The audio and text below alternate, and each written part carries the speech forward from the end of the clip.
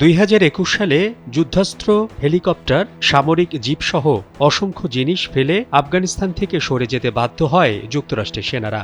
সে বছরের 15 আগস্ট সব মার্কিন সেনা আফগানিস্তান ছাড়েন। আর সর্বশেষ সেনা হিসেবে বিমানে চড়েন ক্রিস্টোফার ডোনাহু নামের এক কর্মকর্তা। একাধিক সংবাদ মাধ্যম জানিয়েছে, বহুল আলোচিত এই সেনা কর্মকর্তার পদোন্নতি আটকে দিয়েছে যুক্তরাষ্ট্রের সিনেটের এক রিপাবলিকান সদস্য।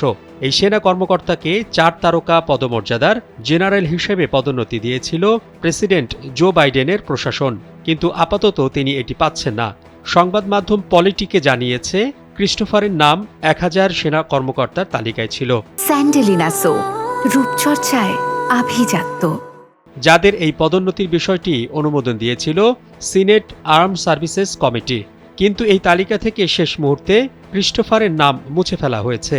এমন সময় এই জেনারেলের পদোন্নতি আটকে দেয়া হলো যখন শোনা যাচ্ছে নবনির্বাচিত মার্কিন প্রেসিডেন্ট ডোনাল্ড ট্রাম্প আফগানিস্তান থেকে মার্কিন সেনাদের সরে যাওয়ার বিষয়টি তদন্ত করবেন।